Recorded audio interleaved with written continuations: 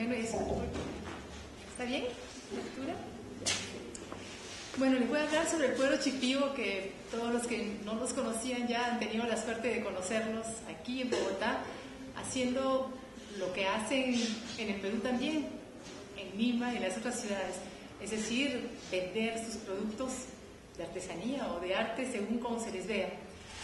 Y hoy día voy a hablar sobre un relato que me fue contado durante una experiencia etnográfica, que la verdad es una experiencia ligada a trabajos de consultoría que ahora estoy realizando. Y extrañamente fue un relato que yo no pedí, sino un relato que esta persona, un hombre chipío, insistió que me lo quería contar y finalmente a la tercera vez que lo vi me lo contó. Este relato yo le he puesto por nombre el cachimbo de Cocama, y esta foto que vemos acá no es de un Cocama sino de un chipío, un hombre chipío. Está con su cachimbo. El cachimbo en el Perú es la pipa, ¿no? La pipa de los curanderos. Bueno, entonces, antes que nada quisiera introducirles un poco al pueblo chipío. El pueblo chipío, habitantes de Ucayali, que es uno de los principales afluentes del Amazonas en el Perú. Y habitan tanto el Ucayali en la zona baja, media y alta. Hay ciertas preguntas que desde este tiempo los estudiosos del área se han colocado sobre los chipío-conibo. Los chipío-conibo pertenecen a la familia lingüística Pano y en el Perú son el grupo más representativo. Se estima que tienen una población de entre 30 y 35 mil personas que están principalmente alrededor del río Ucayali y sus afluentes, pero se encuentran en total en 5 departamentos de Perú, y también hay una gran cantidad de chipíos conibos citadinos hoy en día. En Lima nada más parece que hay 2.000 chipíos, según lo que me acaba de contar Ronan Copi, que es el hombre chipío que nos acompaña esta noche, Avelina y Custodia, que están ahí vendiendo sus productos y que van a estar con nosotros, y yo creo que les podemos hacer también algunas preguntas después. Entonces estamos hablando de un grupo bastante grande, y es un grupo que coloca ciertas preguntas básicas sobre la constitución y la existencia de la familia lingüística Pano. Primero, porque entre todos los panos es el único que tiene una ocupación ribereña, cuanto que todos los demás son interfluviales. En el Perú están, por ejemplo, los Cacataibo, también llamados Cachibo por los chipío-conibo. Ah, ya. ¿Cómo más? ¿Ahí? ¿Me entiendes? ¿Así? ¿Perdón? Más alto. De repente tengo que hablar así, pegadita.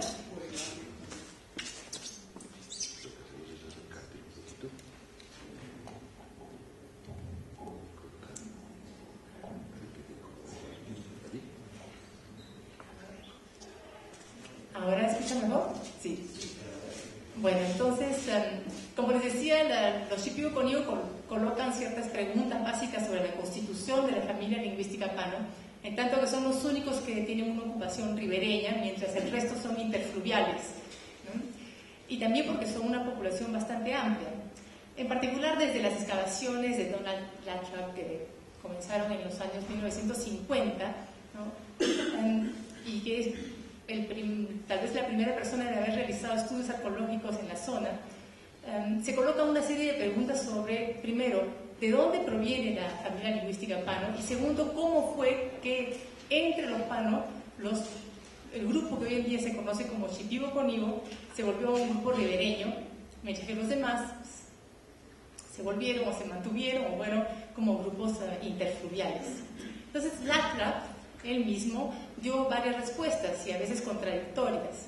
En base a las excavaciones que realizó en la zona de Yarinacocha, cerca de Pucallpa, y también en la zona de Cumancaya, que se encuentra en la boca del río Tamaya con el río Ucayali, en 1970 Lathrop publica el libro The Upper Amazon, en el cual propone que la familia lingüística Pano viene del sur, y esto se debe a las semejanzas que Lathrop ve entre los diseños chipío-conibo actuales, en la cerámica, en las telas, en la pintura facial también, y ciertas semejanzas que él encuentra en la manera como se construye la cerámica entre los Yat y entre los Cadubeo. Y uno de los puntos esenciales es la incisión de los bordes en una haya que después va a ser coloreada. ¿No? Esto lleva a Latra a sugerir que la familia lingüística Pano proviene del sur, entra hacia el Perú por Bolivia. Después, en los años siguientes, en 1983 y 1985, publica otros artículos en los cuales sugiere, al contrario, que la familia lingüística Pano llega a la zona de Ucayali desde el norte, en particular desde el Ecuador. Y al final termina en los últimos artículos, más bien artículos que escribe ya con otros autores que han trabajado con los Shipibo, como Suquer Sayer, De Boer y otras personas que entraron en esta polémica para saber si es que los Shipibo habían llegado a Ucayali del sur o del norte, no terminan afirmando más bien que habían venido del sur. Entonces hay ahí un va y ven y uno no sabe, la polémica está todavía abierta y es solamente ahora que se están comenzando a hacer expediciones arqueológicas, no solamente en la zona ribereña de Ucayali, sino también en las zonas interfluviales, que es lo que se necesita para poder comprender cuáles han sido los movimientos de los grupos, de los diferentes grupos de la familia lingüística Pano, y también cuáles fueron los movimientos que llevaron a que ciertos grupos Shipibo-Conibo se convirtieran en ribereños. Entonces, otras, digamos, propuestas que han venido para comprender esta posición ribereña de los grupos Shipibo-Conibo vienen de su relación con su pueblo vecino, los Pocama, vecinos al norte. Entonces es interesante notar que lo que hoy en día llamamos Shipibo-Conibo, la verdad hasta hace relativamente poco se trataba de tres pueblos distintos, aunque realmente es difícil decir se trataban de pueblos, de clanes, pero dentro de los relatos, como vamos a ver, son pensados como tres nombres, tres territorios que están repartidos a lo largo del río Ucayali. Estos son en el Bajo Ucayali, los Shetebo, en el Medio Ucayali, los Shipibo, y en el Alto Ucayali, los Conibo. Los Shetebo, hasta cierto punto, han desaparecido, aunque como cuenta Oscar ahora tienen algunos representantes, y los Shipibo-Conibo han sido fusionados en un solo grupo. Este proceso de fusión, al parecer, comienza a mediados del siglo XIX, hacia 1840. Y es también interesante saber, ¿no?, cómo se da este proceso de fusión, hay muchas incógnitas. Pero ciertas propuestas es que las transformaciones del pueblo Shipibo-Conibo y también las particularidades de su arte se relacionan a movimientos históricos con respecto a los Cocama. Entonces aquí vemos un mapa lingüístico de Perú. Estos son los pueblos de la familia lingüística Pano, los Shipibos, que están a lo largo del río Ucayali, y los interfluviales que se encuentran tanto en la margen este como en la margen oeste, y vemos aquí otros grupos como los Cashinagua, los Yaminagua, en zonas más alejadas, aquí los Ornachés. Este grupo de aquí es el grupo Cocama. Entonces, como ustedes saben, los Cocamas llegaron a la zona de la Amazonía peruana probablemente alrededor del siglo X o del siglo IX después de Cristo, y son migrantes, ¿no?, que vienen de este gran movimiento de los pueblos tupí desde las costas atlánticas, remontando el Amazonas. Cuando los españoles llegan a la zona, encuentran que los Cocama y los Omagua están aceptados a lo largo del Bajo Guayaga y también del Bajo Ucayali, la verdad, hasta el Medio Ucayali. Entonces esto parece sugerir que la llegada de los Cocama en esa zona debe haber involucrado algún tipo de enfrentamiento con los pueblos Pano, que también se encuentran, por lo menos hoy en día, en la zona del Medio y del Bajo Ucayali. Los datos históricos muestran que desde la llegada de los primeros españoles, ¿no?, en el siglo XVI, hubieron enfrentamientos, especialmente contra las reducciones jesuitas, en las cuales los Cocama y los ancestros de los actuales Shetebo, Shipibo y Cónigo se unieron para luchar, justamente para rebelarse contra los jesuitas. Y al mismo tiempo, por supuesto, también existían guerras internas y diferencias internas, en particular diferencias relacionadas a la ocupación del territorio ribereño, que es un territorio muy rico para la agricultura y para la pesca, y movimientos por los cuales ciertos pueblos intentaban expulsar a los otros de las costas del río Ucayali. Pero a partir de mediados del siglo XVII, justamente para poder unirse, para poder expulsar a los... bueno, en ese momento ya no eran los... Si todavía eran jesuitas, disculpe, yo no soy historiadora, esta es una pequeña presentación en general. Los Xetebo, Shipibo y Cónigo van más allá de sus diferencias, se unen, ¿no?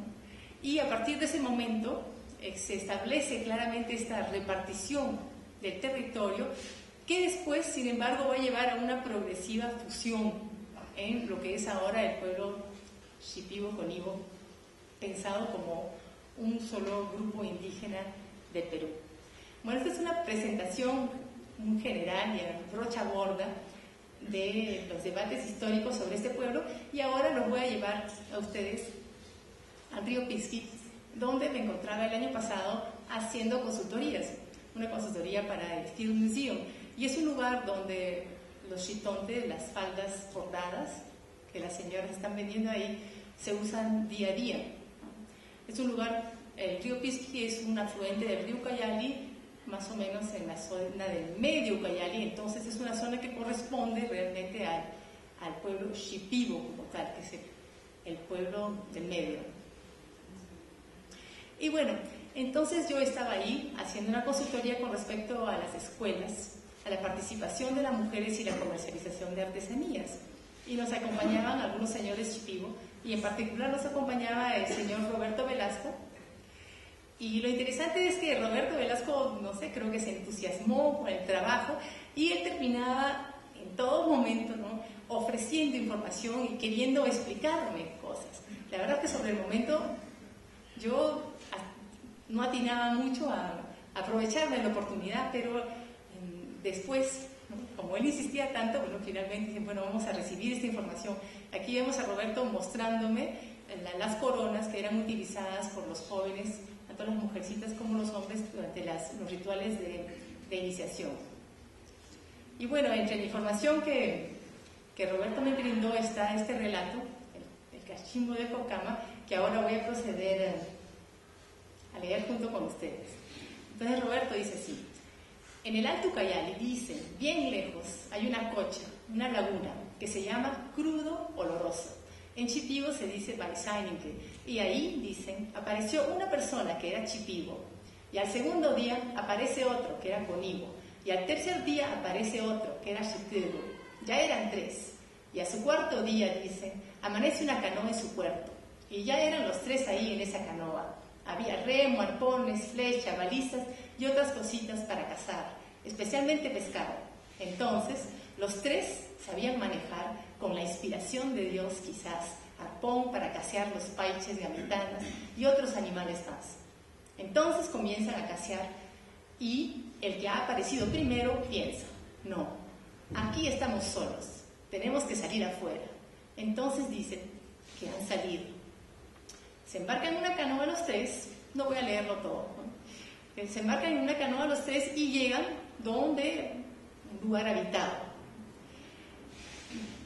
Pero como él dice, estos señores no hablaban Shipibo, hablaban otro idioma, Cocama, y no se entendían. Pero como estos 3 hombres con sus canoas tenían hambre, atracaron. Lo que está implícito aquí es que ellos no tenían fuego para cocinar el pescado que habían pescado. Entonces este hombre les permite cocinar los pescados, pero no los trata muy bien. Entonces ellos se van.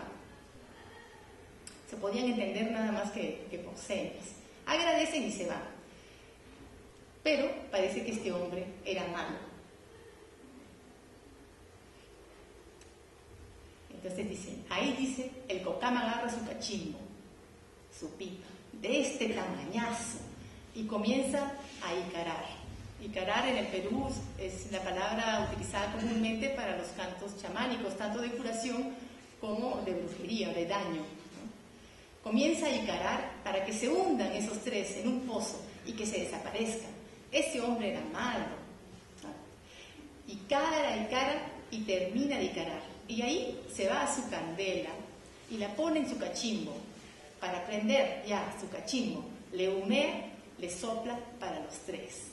O sea, ese hombre, Okama, usa su fuego no solamente para cocinar, sino para prender el cachimbo y por lo tanto activar sus poderes de brujería. Y de verdad, llega a un pozo. El remolino le agarra, le voltea la canoa, los tres se hunden ahí y se presenta una sirena, dice, le salva a los tres.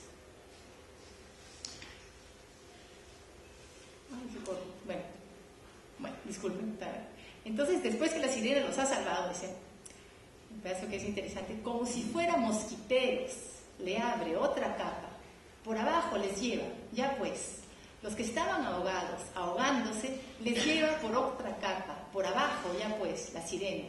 Era un desierto como esto, ahí más abajo. Ellos comienzan a caminar, ya no había su canoa, ya no había, abajo del agua estaban ya viviendo, ya caminan, llegan a un grupo de chipivos, ahí había mujeres, ahí había ancianos, viejos, jóvenes, practicaban las danzas con bombo y quena. Esa era su música de los chipivos, dicen, bombo y quena. Hoy en día ya ha cambiado mucho. Y entonces los tres que han bajado, ellos no sabían bailar, no sabían cantar, no sabían nada de bombo y quena, pero cuando están ahí viviendo en este mundo debajo del agua, que es como un desierto, aprenden todas las cosas que ahí hacen los chipivos que viven debajo del agua. Aprenden todo lo que es la parte de la comida, para hacer patarashka, para hacer mazamorra, para hacer ahumado, para hacer salar pescado. Aprenden todo ahí adentro. Todo, de la mujer también. Lo que borda, lo que pinta, hacer la cerámica, las mezclas, hacer tinaja, hacer muchas cosas, lo que saben los chipibodí, ahí aprenden. Y después que han aprendido todo eso, un señor les dice, ¿de dónde vienen ustedes? Nosotros hemos venido del otro mundo, dicen. Ah, yo sé, ustedes no son de aquí, han venido a aprender. ¿Ya han sabido algo? Les dice. Sí. ¿Qué primero han visto? Hemos visto bailar. ¿Ya saben bailar? Sí. A ver, bailen los tres. Los tres dicen bailan, así como han bailado en el pombo, saltan, bailan. Ya pues. ¿Saben cantar ya? Ya sabemos cantar. A ver, los tres cantan en su idioma chipivo. Todos dicen aprendido ahí adentro. Ahí el Señor les dice, bueno, ustedes ya saben todo, ustedes ya pueden vivir. Les voy a llevar de donde han venido ustedes, para que vuelvan a su lugar, les dice.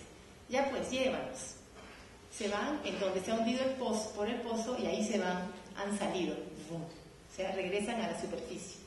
Entonces, primero ha salido el uno, después el otro y finalmente el tercero, y ahí han encontrado sus canoas amarradas.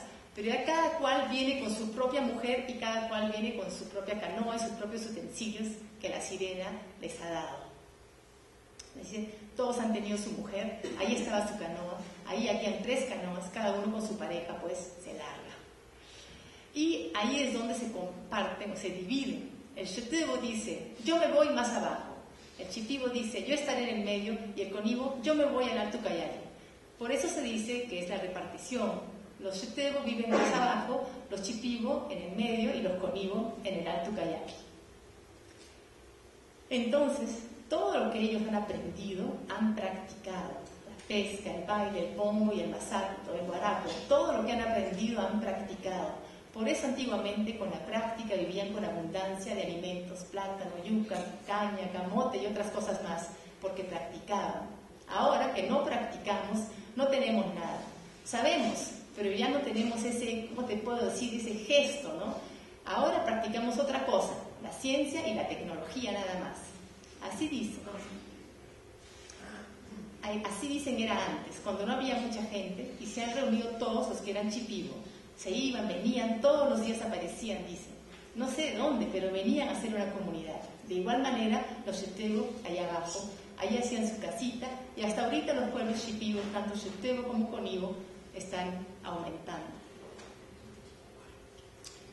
Entonces, bueno, cuando escuché este relato, me dije, pucha, ¿será que la Traf y Roberto Velasco comparten las mismas preocupaciones, ¿no? ¿Será que los Shipibo vienen del sur o será que vienen del norte, ¿no? El relato nos cuenta que originariamente, ¿no?, 3 hombres emergen de una laguna que se encuentra en una zona alta de Ucayali. No sé si en la margen izquierda o derecha él no relató, pero al establecer que se encuentran solos, deciden bajar el río. Bajan el río y cuando llegan río abajo se encuentran con este hombre Cocama que es un tabaquero y que a través de su fuego, ¿no?, quema el tabaco y a través de su mediación se produce un accidente, ellos entran en un remolino y esto permite que ellos levanten esta capa, ¿no?, que es lo que separa el mundo de la superficie con el mundo del interior. La sirena los salve y ahí ellos se encuentran con Shipibos, mientras que el Cocama representa una alteridad que es una alteridad peligrosa, enemiga, donde no se entienden. Los Shipibos que viven debajo del agua sí se entienden y es más, son profesores, ¿no? Porque claramente el objetivo de haber llegado ahí es aprender y una vez que han aprendido, entonces el dueño del lugar, el suegro potencial, no solamente les pregunta qué han aprendido, sino que les pide que lo demuestren, ¿no? Le dicen, ¿han aprendido a bailar? A ver, bailen. ¿No? ¿Han aprendido a cantar? A ver, canten. O sea, no se trata solo de haber aprendido, sino de practicar, que es uno de los temas fundamentales, me parece, en este proceso de aprendizaje. Y ya cuando ellos ya salen, entonces pueden remontar el río, y es al remontar el río que se ordena el río, ¿no?, territorialmente. Los Shipibos quedan río abajo, los Shipibo en el medio y los Conibo en la parte alta del río, y cada cual sube con sus respectivas esposas. Entonces, ¿cómo interpretar, ¿no?, este relato? ¿Se trata de un mito? ¿Se trata de un relato histórico?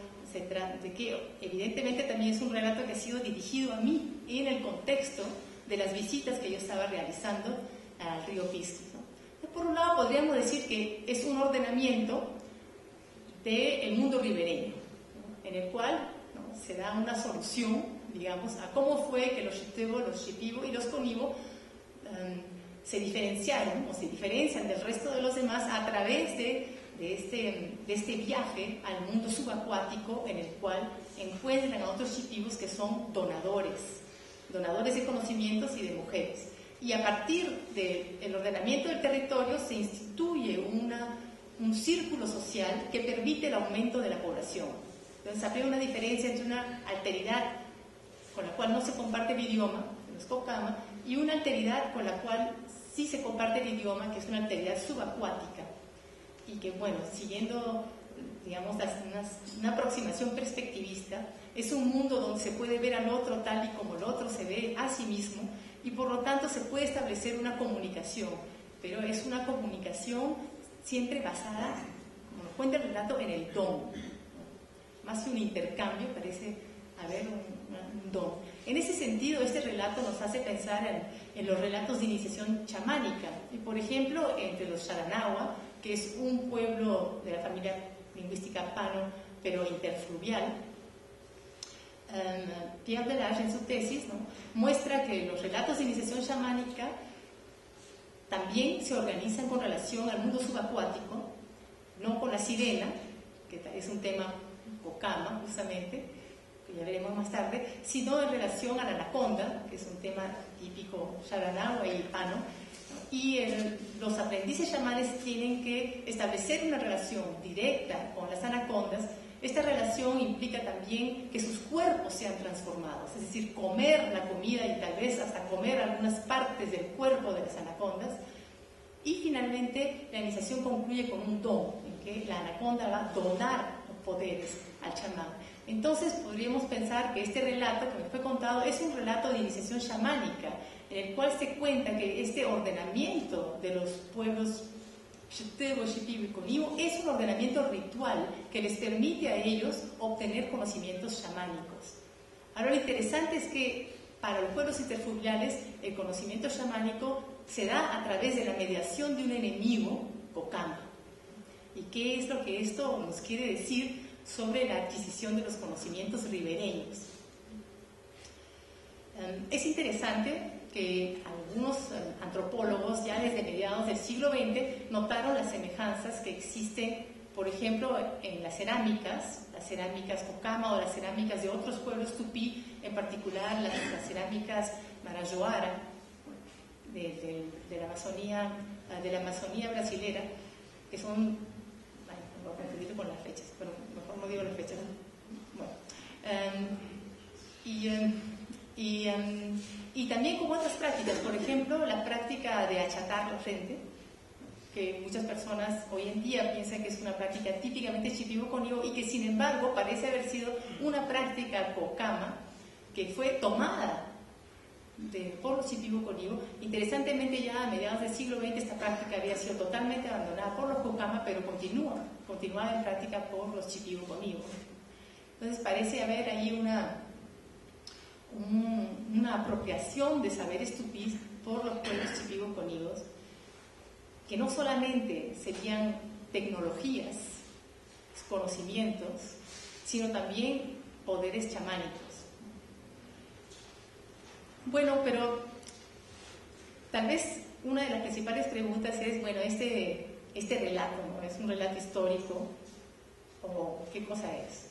Y personalmente, para poder interpretarlo, yo sugiero que es bueno tomar el punto de vista desarrollado por Peter Gao en su libro Un mito amazónico y su historia, porque no se trata solamente de intentar encontrar datos sobre cambios y transformaciones históricas y relaciones interétnicas a través de este relato, sino de comprender que este relato tiene su propia historicidad.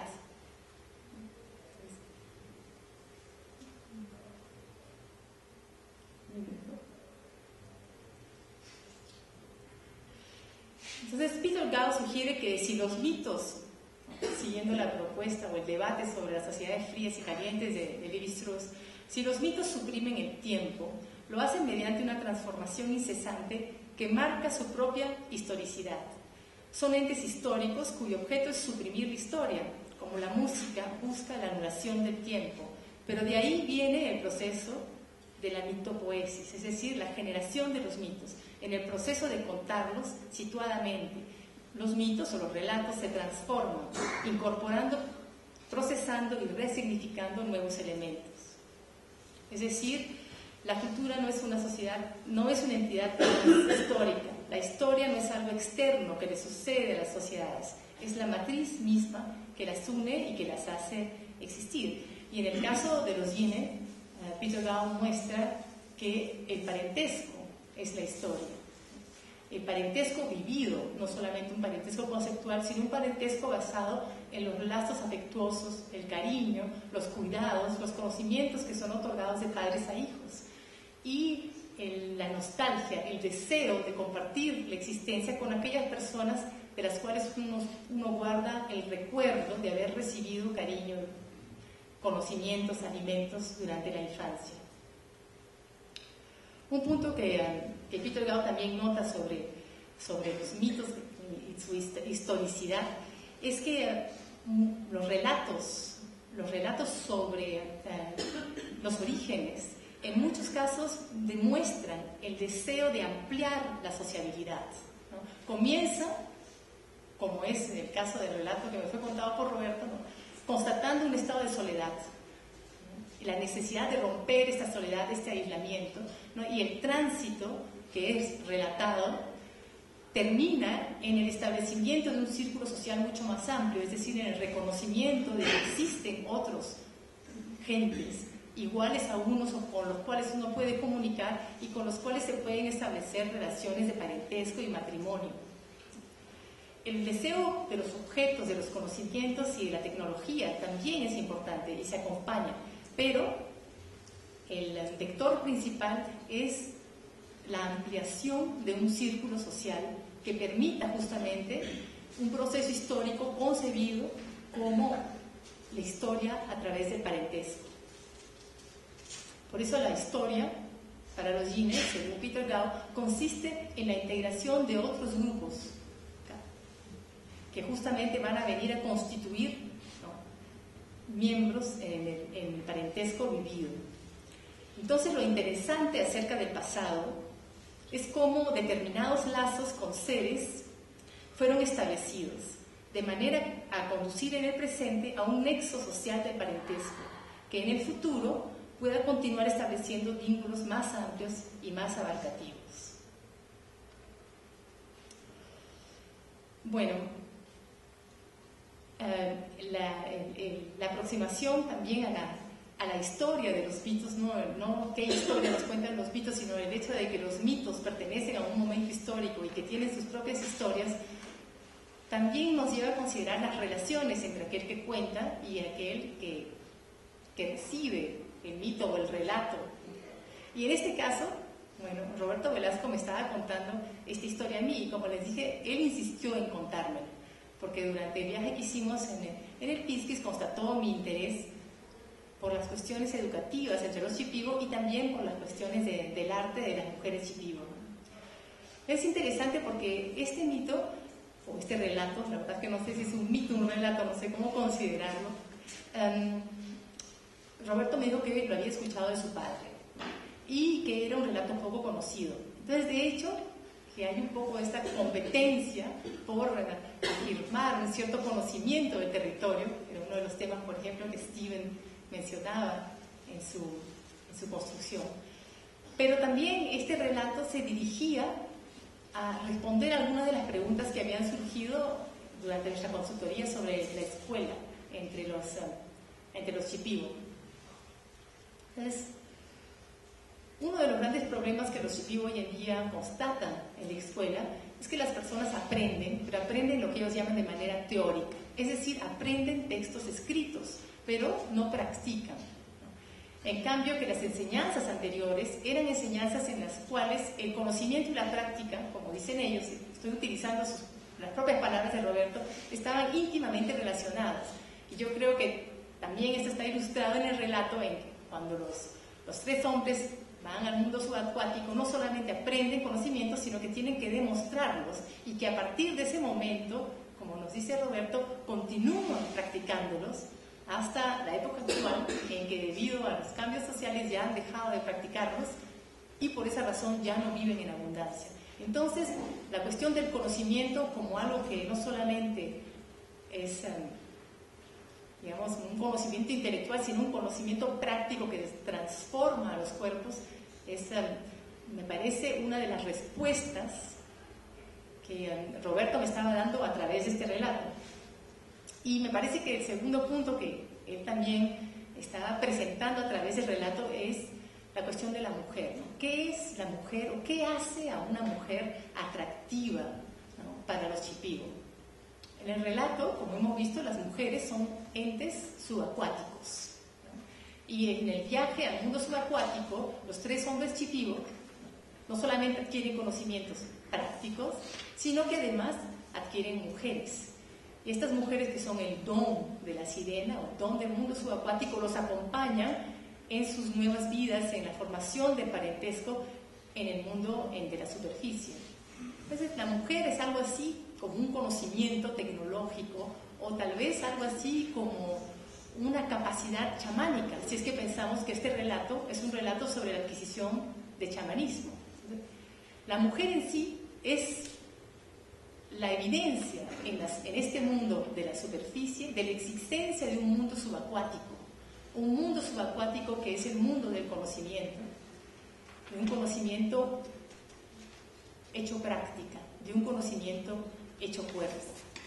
Y Roberto Velasco él mismo me contó espontáneamente que él se había enamorado de su esposa, que quería ser esposa, porque ella hacía diseños. Entonces, yo no sé, los señores Shipibo podrán decirme, pero es algo bastante común entre los hombres Shipibo, ¿no? Lo que hace a una mujer atractiva es el hecho de que es una buena diseñadora, que hace diseños kene. Y para hacer diseños kene hay que tener buena visión.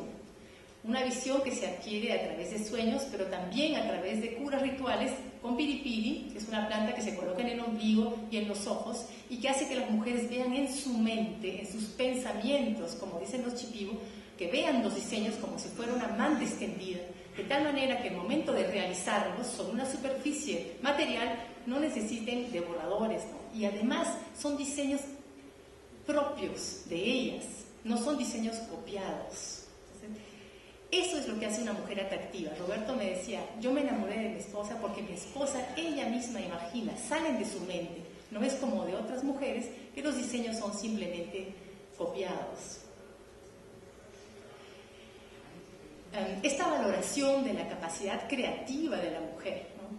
que yo creo es una evidencia, se podría decir, de su origen subacuático, ¿no? De este conocimiento práctico encarnado, también se ve en la manera como se constituye en la estructura, ¿no? El arte de los diseños shipibo. En este caso tenemos una falda llamada shitonte, ustedes pueden ver ahí, hay muchas allá arriba y son hermosísimas.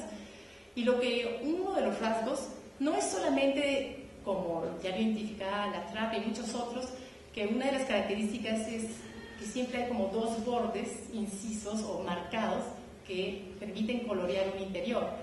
Otra característica importante es que el diseño se da sobre un fondo en el cual se establece un marco, pero este marco no es el borde del diseño como tal. El marco es más bien como una ventana, una expresión que ya utilizaba Caroline Hills. Esta es una ventana que uno abre y que permite ver una parte del diseño, pero si esta ventana fuera más grande se vería más y más y más. O sea, el diseño es como un entramado infinito tal vez, en el que en las faldas o en las cerámicas o en el rostro se puede ver un pedazo en la medida de que hay una ventana, un marco para poder observar. Entonces, en el caso de este shitonte vemos que hay dos ventanas, ¿no? Una primera ventana con el diseño más bien vertical, con las cruces verticales, y dentro de esta ventana vemos que hay otra ventana con otros diseños ahora ya en diagonal. Ahora, si nosotros fuéramos a analizar la estructura en más detalle, veríamos que dentro de la estructura, digamos, más pequeña, se encuentran otros diseños. Hay un efecto de fractalidad. Pero yo no voy a entrar en esto. Aquí les doy otro ejemplo, ahora con una ventana circular dentro del diseño. Y me parece que tal vez esto se remonta justamente a una naturaleza acuática de los diseños, que por cierto es explícita para las mujeres shipibo cuando dicen que los diseños son nuestros ríos, que el origen del diseño es el anaconda o justamente la sirena. Y esta idea de la ventana creo que también se relaciona a este mundo subacuático que se puede levantar, ¿no? Como quien levanta un mosquitero, y a partir de ese poder tener una visión más adentro, ¿no? Como una ventana hacia un mundo, dentro de un mundo, dentro de un mundo. Es una característica del mundo subacuático femenino. Lo vemos también en la cerámica, no sé si ustedes perciben esta cerámica que viene más bien de la zona del Alto Ucayali, ¿no? Que es una representación antropomórfica, y vemos como un primer marco en la parte baja que permite un diseño a una escala mayor. Esta zona de la barbilla, vemos el marco también por el pelo, vemos aquí otro diseño con una otra escala, y para el rostro, enmarcado también por el pelo y por la barbilla, hay otro diseño que está en otra escala.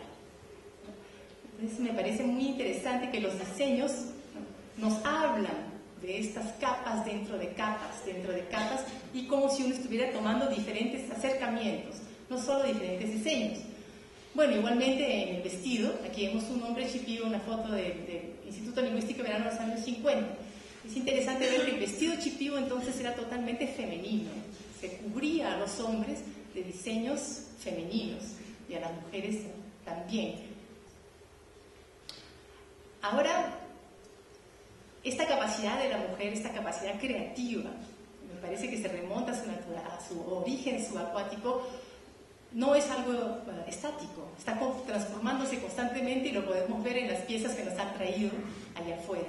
Entonces, esta pieza que les estoy mostrando fue fabricada por una mujer en Pisquis, porque el Roberto, después que me contó este relato, me regaló unas bolsitas, que es una nueva manera de hacer artefactos con diseños. Y una mitad es la parte de la bolsa y la otra sí normalmente se juntan, y ahí se va a coser, se va a hacer la bolsa. Como vemos, ¿no? A la parte derecha tenemos una manzana o una fruta con unos diseños que no son característicamente chipivos y evidentemente inspirados en un registro figurativo de tipo occidental, y en la parte izquierda tenemos un diseño más característico chipivo. Entonces mi sugerencia es que estas transformaciones también nos están mostrando diferentes capas, diferentes maneras de acceder a visiones de diseños con diferentes ventanas. Las transformaciones que se dan en la artesanía chipivo o en el arte chipivo para poder acceder a un mercado mayor, y la incorporación de elementos figurativos nos remontan también a esta capacidad creativa de la mujer, que es una capacidad acuática. Bueno, esta es la última imagen. Esta es otra bolsita que me pareció muy interesante y que fue fabricada por una niña chipivo de 10 años, también en la zona del Alto Ucayali. Entonces, en un lado de la bolsa tenemos característicamente un diseño chipivo, y del otro lado de la bolsa un cachimbo de chamán y el ayahuasca de chamán también. Interesantemente, como se puede notar, no tanto el cuerpo del cachimbo como del ayahuasca, como las letras están rodeadas también de una marca, ¿no? Un bordado que correspondiente a las incisiones en la cerámica. Entonces, la incorporación de elementos figurativos, la incorporación de letras, de palabras, dentro de las nuevas producciones de las mujeres chipivo, nos remontan también, me parece, a esta capacidad de pensar el diseño como el abrir ventanas hacia mundos contenidos dentro de otros mundos, y todo esto siendo una capacidad acuática. Lo interesante del relato es que, según el relato, esta capacidad acuática es algo que proviene a través de la intermediación de un enemigo, el enemigo Kokama. Entonces ahí nos abre, y yo creo de aquí lo dejo, nos abre la discusión sobre la cuestión de la alteridad entre los Shipibo con Ibo, su constitución como pueblos ribereños, en su relación con los Kokama, y en un posible transitar río abajo y después río arriba para establecer el ordenamiento territorial. Gracias.